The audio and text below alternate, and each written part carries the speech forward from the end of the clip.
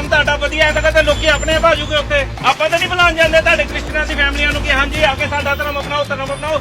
ਅੱਜ ਤੱਕ ਤੁਹਾਨੂੰ ਕਿਸੇ ਹਿੰਦੂ ਨੇ ਕਿਹਾ ਹਿੰਦੂ ਬਣੋ, ਤੇ ਤੁਸੀਂ ਕਿਉਂ ਕਹਿੰਦੇ ਹੋ ਕ੍ਰਿਸਚਨ ਬਣੋ? ਜੇ ਤੁਸੀਂ ਆਪਣੇ ਧਰਮ ਦੀ ਗੱਲ ਕਰਦੇ ਤਾਂ ਤੁਸੀਂ ਵੀ ਨਹੀਂ ਇਹ ਕੰਮ ਕਰਨਾ ਸੀਗਾ। ਜੇ ਤੁਹਾਡਾ ਧਰਮ ਤੁਸੀਂ ਵੀ ਚੁੱਪ ਰਹੋ। ਜੇ ਬੋਲੂਗੇ ਮੋਰੇ ਜਵਾਬ ਮਿਲੂਗਾ, ਜੇ ਬੋਲੂਗੇ ਮੋਰੇ ਜਵਾਬ ਮਿਲੂਗਾ। ਜੇ ਤੁਸੀਂ ਆਪਣੇ ਧਰਮ ਦੇ ਕੱਚੇ ਸੇ ਤੁਸੀਂ ਇਹ ਕੰਮ। और आप नोटिस करेंगे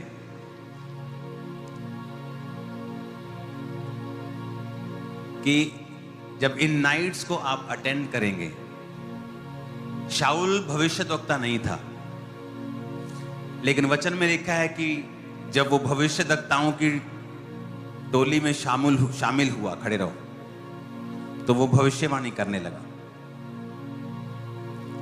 आपकी लाइफ में कई बार प्रार्थना नहीं होती, लेकिन जब आप ऐसी टोली में शामिल हो जाते हैं, आप प्रेयर करने लगते हैं और आप स्टार्ट हो जाते हैं। वो धक्का मार गाड़ी होती है ना, स्टार्ट नहीं होती, जो एक बार धक्का लगाना पड़ता है। तो जब धक्का लग जाता है फिर उसकी बैटरी चार्ज हो जाती है, वो अपने आप सेल्फ लेने लगती। तो नाइट प्रेयर्स जो होंगी ये आपकी स्पिरिट को चार्ज कर देंगी। आप यीशु मसीह ने रोज प्रार्थना नहीं की, फुल नाइट प्रेयर रोज नहीं की। कई बार दिन निकलने से बहुत पहले सुबह 2 बजे 3 बजे वो निकलते थे, 8 बजे वापस आते थे। कई बार वो दोपहर को प्रार्थना करते थे, कई बार शाम को करते थे, कई बार बहुत सुबह, कई बार सारी रात लिखा। कई बार लिखा यीशु मसीह ने प्रार्थना करने में सारी रात बिताई। तो जब ये नाइट्स हुआ करेंगी, प्रेयर नाइट, अब तो छतें पड़ गई हैं, अब कोई ठंडी सर्दी बारिश खत्म हो गया अब। ओके, अब आप आएंगे बस और हम प्रार्थना में लगे रहेंगे। थोड़ी सर्दी हो जाया करेगी यहाँ, जैसे जब यहाँ कूलर लगे, यहाँ पर हम गर्म मशीनें, आपको मालूम है, चर्च लग जाती हैं, तो गर्मी लगती है अंदर अब सर्दी में भी। और जैसे जैसे ये कंप्लीट होता जा रहा है, देखो कितना सुंदर लगता जा रहा है। हालेलुया। एक लाइन रह गई है बस, ये तो नजर आ रही है, जो इसका ऑर्डर जा चुका है, पैसे जा चुके हैं, और जब वो आएगा उसके बाद 1 करोड़ 20 लाख और चला जाएगा तो खत्म काम, ये वाला। हालेलुया। कितने इस बात को समझ रहे हैं? तो ये आखिरी प्रेयर नाइट नहीं है, ये शुरुआत हुई है प्रेयर नाइट्स की। तो हम प्रेयर नाइट्स किया करेंगे जहां आप प्रेयर करना सीखोगे। अच्छा वचन में ये लिखा है, अच्छा वचन में ये लिखा है। नहीं तो आप सारी उम्र मांगते रहोगे, प्रभु तू कुछ करता क्यों नहीं, प्रभु तू कुछ करता क्यों नहीं। आपको वचन से क्लेम करना पड़ेगा, तेरे वचन में लिखा है कि तेरे बाहिने हाथ में धन और महिमा है। सुनो, गरीबी एक श्राप है।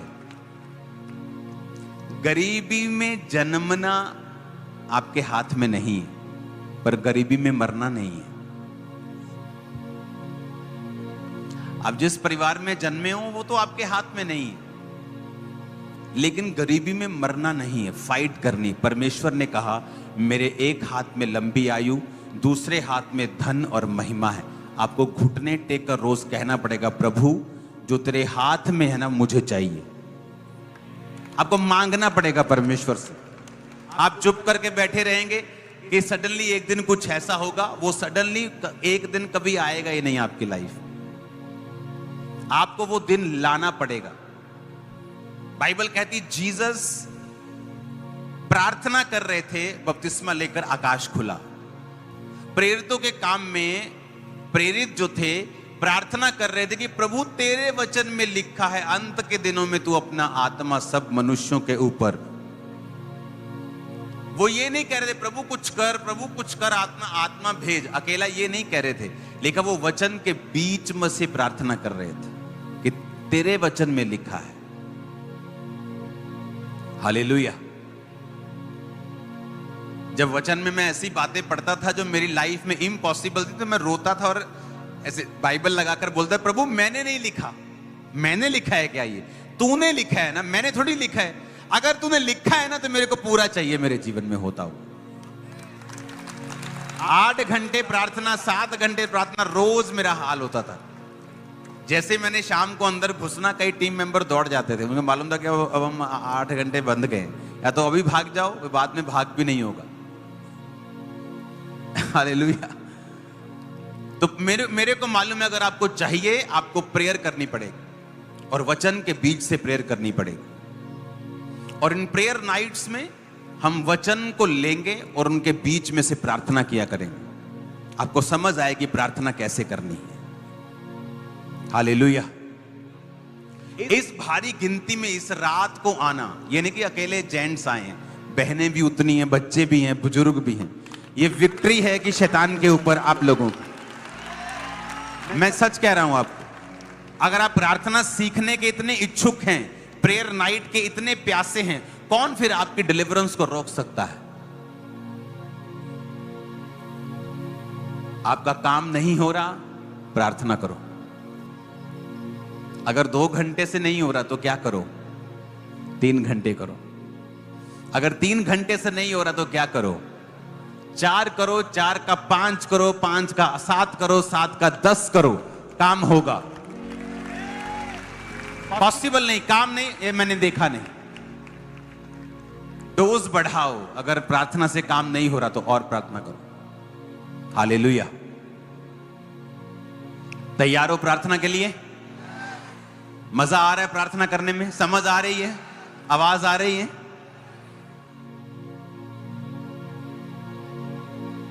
हालेलुया। अपने हाथों को हिला। मैं भी धानी यीशु तेरा बड़े दीवाना, मैं भी धानी यीशु तेरा बड़े दीवाना,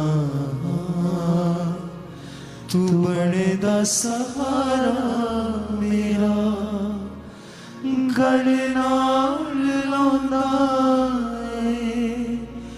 मैं चिड़िया दुआवां तेरे दर ते आंदा। तो थैंक यू। हिलाओ हिलाओ अपने हाथों को। वचन के बीच से हम प्रार्थना करेंगे फिर से।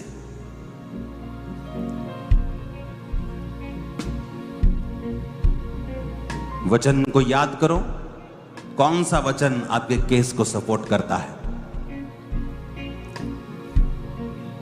किस वचन में आपकी ब्लेसिंग के बारे में लिखा है, उसे अपना पर्सनलाइज्ड करके उसे इंडिविजुअली उसे बोलना शुरू करो।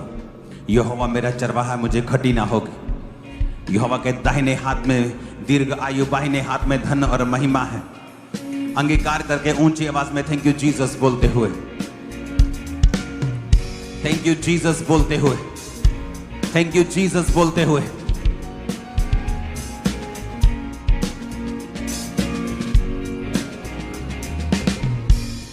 प्रभु यीशु मसीह के सामर्थ्य नाम में हम मांगते हैं। बहुत से लोग कंप्लेंट करते हैं, मैं बिल्कुल ठीक था जी, इस फलाने महीने में मेरे पास जादू टोना हुआ और उसके बाद मैं बीमार हो गया। आज पवित्र आत्मा ने आपको बहुत सी बातें सिखाई हैं। पहला, जब खाना खाना तो क्या करना है। दूसरा, जब घर से निकलना तो क्या करना है। मैं आपको बता रहा हूं, 50% प्रॉब्लम से छूट जाओगे। 2 चीजें आप कर लोगे। खाने से पहले प्रार्थना जो आपके अंदर जा रहा है, और जब आप घर से निकल रहे हैं तब क्या करनी है? प्रार्थना। चाहे पैदल हो चाहे जहाज पे हो, क्या करना है? प्रार्थना। जब आपको यह मालूम है कि आप उन दिनों के नजदीक हैं जहां लोग अबंडेंस में जादू टोना करते हैं,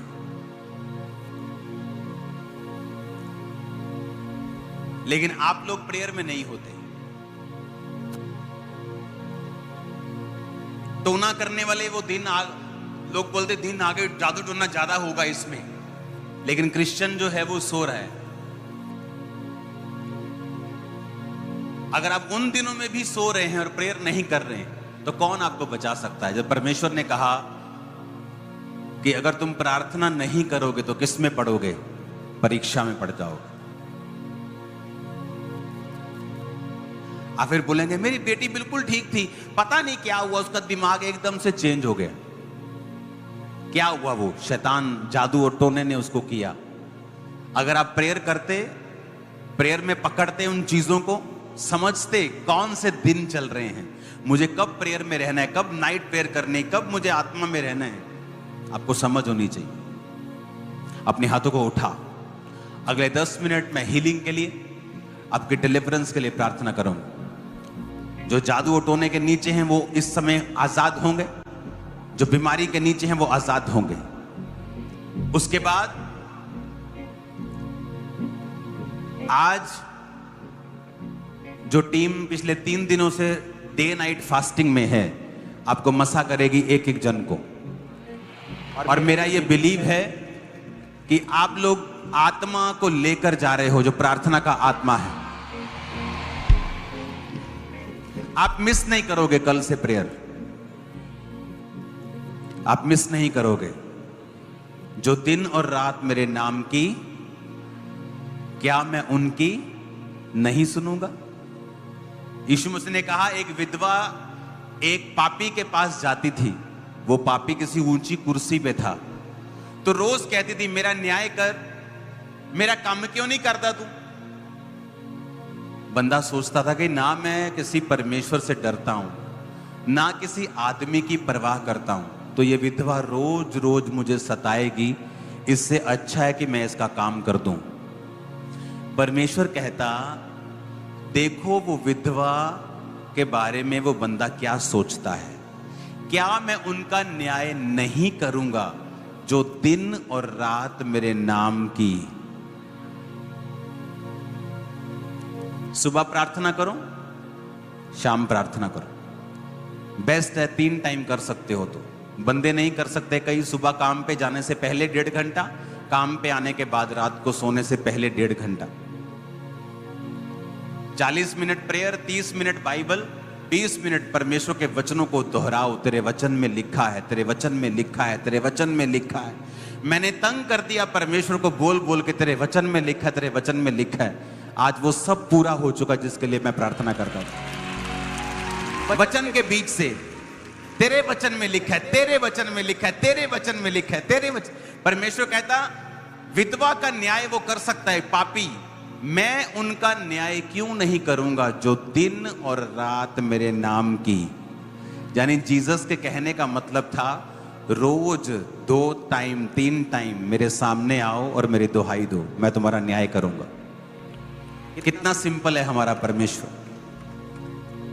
उसने नहीं कहा कि बड़े बड़े काम करो, जमीन में लटक जाओ, नीचे धंस जाओ। उसने कहा मेरे पास आओ रोज और मेरे सामने प्रार्थना करो। प्रेयर इज द मास्टर की। अगर प्रेयर लाइफ कमजोर है, पूरी लाइफ कमजोर है।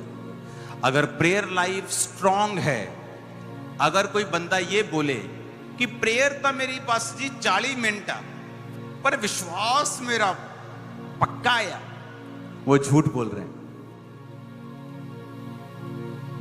पतरस ने कहा, जब परमेश्वर ने कहा पतरस मुझे क्रूस पर चढ़ाया जाएगा, पतरस कहता, ओए परमेश्वर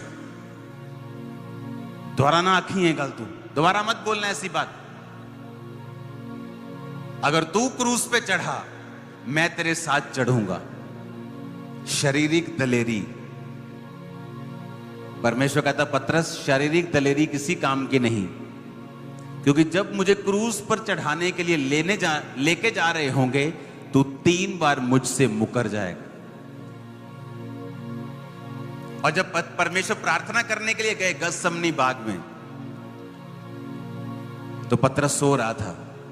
परमेश्वर ने उठाया, पतरस उठ, प्रार्थना कर ताकि तू परीक्षा में ना पड़े। अगले दिन यीशु मसीह की भी परीक्षा हुई कि वो क्रूस उठाया और बिना उसमें गिरे वो निकल गए और जी उठे। लेकिन पतरस उस परीक्षा में फंस गया और उसने कहा, लानत हो जो परमेश्वर को, यीशु को जानता हो। वो झूठ नहीं बोल रहा था वो कि तेरे नाल मैं भी मरांगा। वो शारीरिक दलेरी थी, फेल हो जाती जब परीक्षा आती। जब शैतान अटैक करता है ना, बड़े बड़े फेल हो जाते जिनकी लाइफ में प्रेयर नहीं होती। इसलिए परमेश्वर ने कहा, अपने शरीर पर भरोसा मत करो, प्रार्थना करो। बात बोली कि हे मूढ़ स्त्री, तू पागल जैसी बेवकूफ जैसी बातें क्यों करती है? हम जो परमेश्वर के हाथ से सुख लेते हैं, दुख ना ले। इन बातों में अय्यूब ने कोई पाप नहीं किया। ये सब परमेश्वर ने जो बोला, ये हमारी बस की बात नहीं है, लेकिन है इसीलिए कि यीशु मसीह ने हमारे लिए वो पर्दा फाड़ चुका है। वो पर्दा फाड़ कर करीब आ गए। जब पहले तपस्या होती थी, 100-150 साल तपस्या करने के बाद में जब हम तपस्या करते थे, परमेश्वर के तो दान वरदान मिलते थे, और उसमें भी कुछ हमके अंदर चूक हो जाए तो फिर 0/0 पा जाते थे। लेकिन अब परमेश्वर वो पर्दा फाड़ कर हमें करीब ला दिया। ये उसकी महान दया और ये उसकी कृपा है।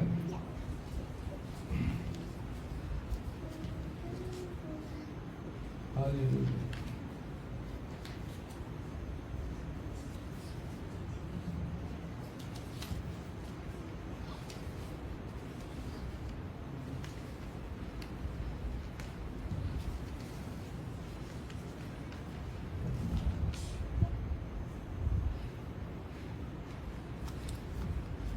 अब हम शैतान के बारे में समझेंगे। तो अय्यूब ने, और आखिरी में अय्यूब को परमेश्वर ने दुगना दिया, ये आपको सबको मालूम है। और आखिरी में परमेश्वर ने अय्यूब पर छाप लगाई, चंगाई की छाप लगाई। तेरी प्रार्थना सुनेंगे तो मैं इनको चंगा करूंगा। छाप लगाई, परमेश्वर ने दुगना दिया, क्योंकि परमेश्वर की उस बात में खरा निकला। और कई बातें अय्यूब ने ऐसी कही है कि मैं अगर बताऊंगा समय बहुत हो जाएगा। 31 का 29 कुछ पढ़ दो। अय्यूब का 31 का 29। हाँ, 31 का 29। वे दोनों एक समान मिट्टी में मिल जाते हैं और कीड़े उन्हें ढाल लेते हैं।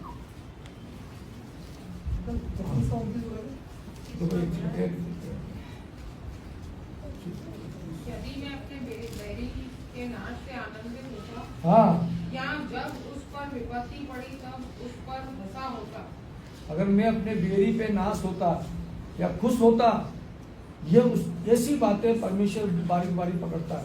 सब उपदेश के अंदर लिखा है कि अगर तेरा बेरी, मैं पलटा लेना मेरा काम है, अगर तेरा बेरी तुझसे पलटा ले, मैं पलटा लूँ तो खुश मत होना, जाकर शराब मत पीना, पार्टी मत बनाना कि आज मेरे बेरी का नाश हो गया। ऐसा ना हो कि पलटा तुझ पे डाल दूं। पलटा लेना मेरा काम है। एक वचन बताता हूँ आपको, 24।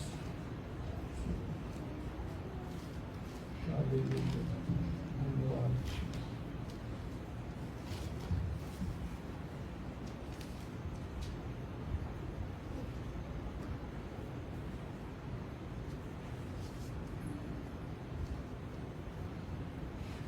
अध्याय 34 का 14।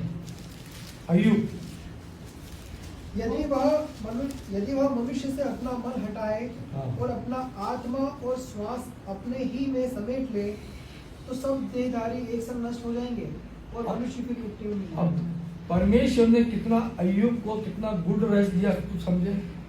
यदि वो मनुष्य से अपना मन हटाए, मनुष्य से अपना मन हटाए और अपना आत्मा श्वास अपने में समेट ले, तो तब देहधारी एक साथ नष्ट हो जाएंगे। जब वो अपना मन आज तक आप में बनाए रखता है। फिर से पढ़ रहा हूं, यदि वो मनुष्य में से अपना मन हटाए और अपनी आत्मा श्वास अपने में समेट ले, तो सब देहधारी एक संग नष्ट हो जाएंगे और मनुष्य फिर मिट्टी में गिर जाएगा। आज भी वो अपना मन हम में लगाए रखता है। वो सांस जो ले रहा, और परमेश्वर बोले कि थोड़ी देर में भी सांस ले लूं तो सब मर जाएगा। वो कैसा परमेश्वर आपको सुला के जागता है, आपको सुला के, तो ऐसा परमेश्वर जिसने सांस दी है। यही बात समझाने के लिए तो यीशु मसीह आए, यही बात चेहरे समझाने के लिए सब आए कि परमेश्वर को जानो, सब कुछ उसी के हाथ में है। आज भी परमेश्वर दया का सागर है, आज भी करुणा निधान है कि हमारा मन नहीं हटाता, लेकिन हम कितनी बार उससे मन हटा लेते हैं। अब हमने पहले इसके बारे में जाना, अब हम जानेंगे शैतान के बारे में। हम सब शैतान को समझना और समझाना, हमेशा बोलते हैं शैतान शैतान, लेकिन हम सबको शैतान को समझाना और शैतान को समझना भी है। कुछ यह नहीं कि शैतान नहीं है, अथवा यह नहीं कि, परंतु शैतान कैसा और क्यों आया।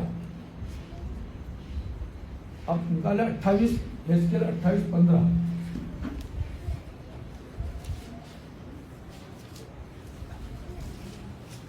जिस दिन से तू सिरजा गया और जिस दिन तक तुझमें कुटिलता न पाई गई, उस समय तक तू अपनी सारी चाल चलन में निर्दोष रहा। अब शैतान कोई बेकार आदमी नहीं था, शैतान उस परमेश्वर का प्रिय था।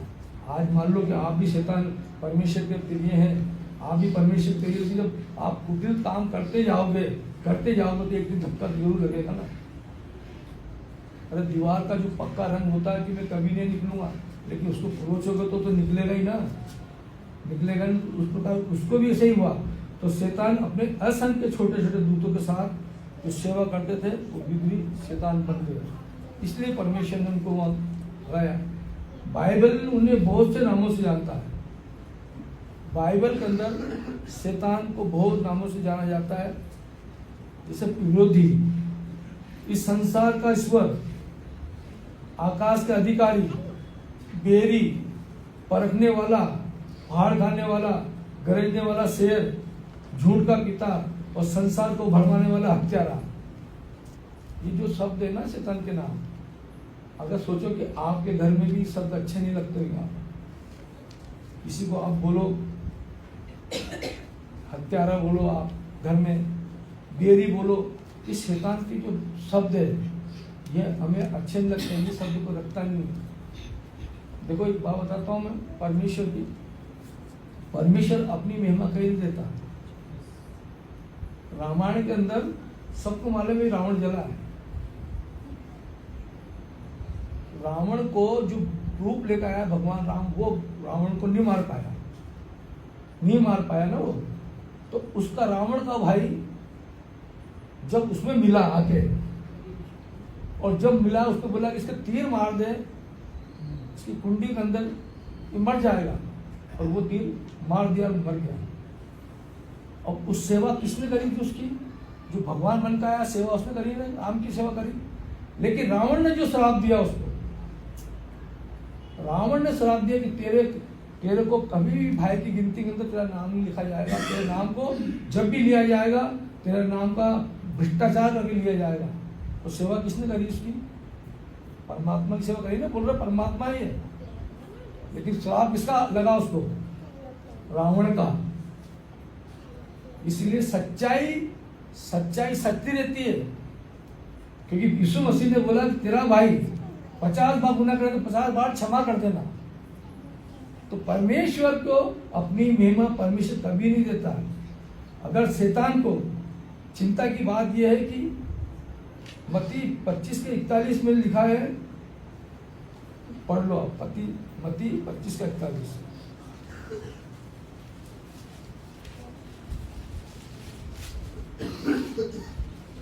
जागते रहो और प्रार्थना करते रहो कि तुम परीक्षा में न पड़ो। आत्मा तो तैयार है परंतु शरीर दुर्बल है। बस अब जागते रहो, लेकिन चिंता करने की कोई बात नहीं है। शैतान न्याय का कांटा लेकर नरक में खड़ा नहीं रहेगा। जो शैतान बोलता है नरक में डाल दूंगा, आपको हमको धमकी क्यों देता है कि नरक में डलवा दूंगा, वो तो न्याय जानता है इस बात का कि अगर मैं इनको गलत काम करवाऊंगा तो परमेश्वर न्यायी है, तो परमेश्वर नरक में डाल देगा। लेकिन उसे ये नहीं मालूम एक दिन उसको भी नरक में जाना पड़ेगा। तो वो नरक में कांटा लेकर नहीं खड़ा, स्वामी कभी नहीं हो सकता, क्योंकि एक दिन वो भी नरक का शिकार बनेगा, वो भी एक दिन नरक का शिकार बनेगा। वो हमको नरक में डलवा रहा, लेकिन एक दिन नरक का शिकार बनेगा। और शैतानों के दूतों के लिए नरक तैयार किया गया। इसलिए हम पढ़े प्रकाशित वाक्य 12:10।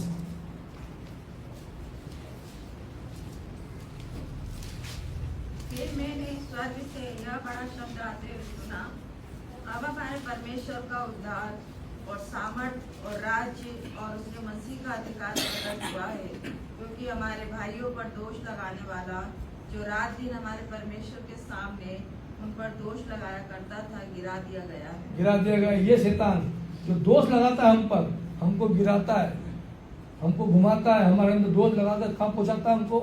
उस परमेश्वर के पास, क्योंकि परमेश्वर न्यायी है। परमेश्वर के पास जब जाते हैं तो परमेश्वर न्याय करता है। इसीलिए परमेश्वर ने क्या करा कि अपने प्रिय पुत्र को दिया हमारे पास, कि हम सारे गुनाह पाप लेकर हमको आज़ाद कर दे, शैतान को नरक में डालने का काम हो जाए पूरा। तो इसीलिए हमारे जो भाइयों को दोष लगाता है, जो हमें भरमा रहा है, वो भी उसको गिरा दिया गया है। इफिसी 2:5 इफिसियों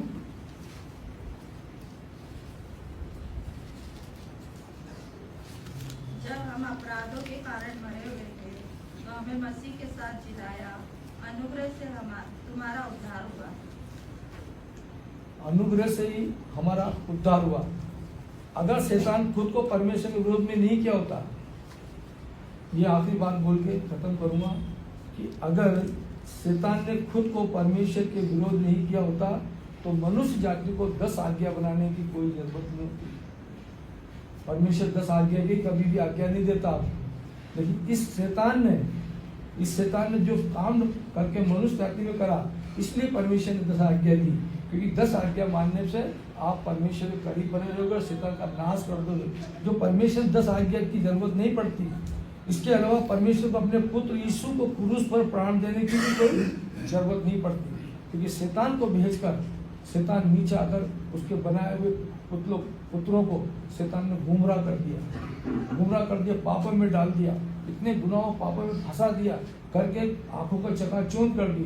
इसलिए परमेश्वर ने अपने प्रिय पुत्र को दिया ताकि हमारे सारे गुनाह पाप लेकर शैतान का नाश करे, शैतान की योजना को ध्वस्त करे, ताकि हम नरक की आग के अंदर उस लाइन में नहीं लगे। इस संसार में शैतान कार्य करने वाले, शैतान आत्मा मारने वाले बहुत है। नाना प्रकार के जब मनुष्य दुख तकलीफ आती है तो प्रभु को दोष नहीं देते। तो इसी प्रकार जब परमेश्वर को अय्यूब का यह हुआ कि उसने दोष नहीं दिया, वो हो गया, और हमको भी आखिरी के अंदर इन शैतानों की कोई बात के अंदर हमको भी इतना जांचना, अगर हमें गड़बड़ हो रही है, हमें तकलीफ हो रही है, परेशानी आ रही है, तो समझ लो कहीं ना कहीं कोई बात है। सिर्फ आपकी कोठरी में जाओ, आपकी संगति में लोग बैठते उनको फ़ोन करो, अपने पास्टर को फ़ोन करो, क्या मेरे को ये तकलीफ है, अपने बाइबल अक्षर उठाओ, प्रार्थना करो, और आप बोलो कि नहीं मैं कर लूँगा, क्योंकि आपको सबको परमेश्वर ने भर रखा है। आपको परमेश्वर ने सब में ताकत दे रखी है, सबको सामर्थ्य दे रखी है, लेकिन आप पहचानते ही नहीं। क्योंकि परमेश्वर ने अगर सब में ताकत नहीं देता, सामर्थ्य नहीं देता, तो परमेश्वर नहीं बोलता कि अंत के समय में मेरे बेटे बेटियां दर्शन देखेंगे।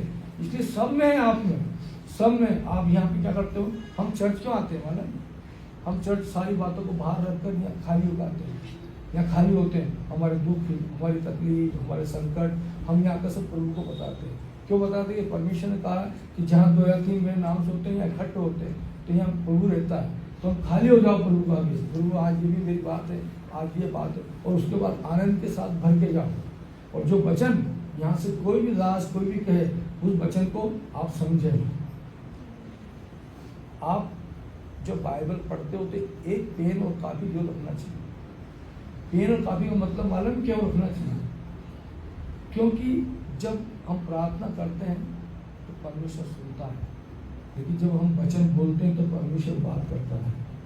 और कापी पेन का मतलब ये हुआ, हाँ, जो बाइबल नहीं पढ़ते हैं उसके लिए कोई जरूरी नहीं कापी पेन, लेकिन जो बाइबल पढ़ता है उस कापी पेन का मतलब ये होता है कि यहाँ से वचन चला और आपने सुना, जो मैं वचन बोल रहा हूँ, जितनी बुद्धि परमेश्वर ने मुझे दी उस वचन को तोड़ने मरोड़ने की, यहाँ से ये हो सकता है, यहाँ से हो सकता है। जब परमेश्वर आप देखते हो तो आपको ही बोल सकता है नहीं, इस वचन का महत्व ये भी हो सकता है। परमेश्वर का वचन मुझसे ये भी कह रहा है, परमेश्वर का वचन मुझसे ये भी कह रहा है, तो आप उसको लिख सकते हो। अगर आपका उस टाइम लिखना चूक गया तो आप नहीं लिख सकते हो। क्योंकि जब मैं कविता और भजन लिखता हूँ ना, तो ऐसा होता है, मैं लिखता हूँ तो बेटे बेटे जो वचन ध्यान में आता है उसको फट लिख लेता हूँ। अगर मैं चूक गया तो फिर समझ में नहीं आता, रात में भी आता है तो मैं लिख कर फिर सुबह देखता हूँ उसको मैंने क्या लिखा। तो जब आपको ये लिखे या फिर आपका दिमाग सही हो दिमाग में नहीं, ये इस वचन का ये भी महत्व हो सकता है, ये वचन सुनाया गया इसका भी ये महत्व है, इससे ये भी हो सकता है। तो इससे आपकी बुद्धि बढ़ेगी और वो दिमाग बढ़ेगा। चलिए, धन्यवाद प्रभु का।